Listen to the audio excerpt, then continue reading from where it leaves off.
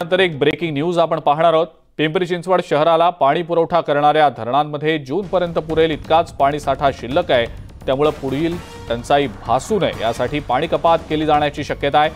त्यामुळे आता पिंपरी चिंचवडकरांनी पाणी जपून वापरण्याचं आवाहन प्रशासनाने केलं आहे। पिंपरी चिंचवडमध्ये पाणी पुरवठा विभागाकडून पाणी कपातीची तयारी आता पूर्ण करण्यात आलेली आहे। शहरात त्यामुळे 10 ते 20% पाणी कपात होण्याची शक्यता आहे।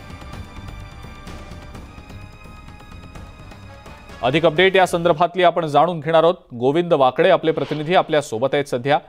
गोविंद, पिंपरी चिंचवडकरांना येत्या काळात पाणी टंचाईचा सामना करावा लागण्याची शक्यता व्यक्त होतीये, काय नेमकी याबद्दलची माहिती?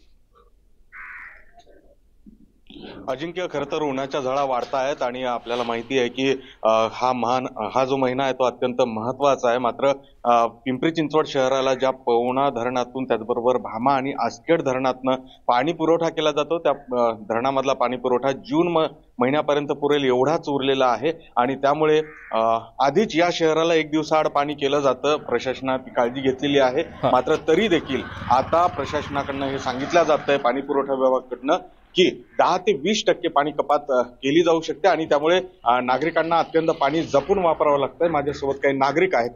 काय वाटते, प्रशासन 10 ते 20% कपातीचा निर्णय घेण्याची शक्यता आहे? कपात तर यांनी घेतलेली आहे, सांगितलेलं आहे सोसायट्यांना, परंतु त्यांचं नियोजन एकाला फेवर करतात। जसं बिल्डर आहे, त्यांना पाणी चाललंय, टँकर येतं, ते कॉर्पोरेशनचंच पाणी कुठून तरी उचलतात आणि यांना सप्लाय करतात।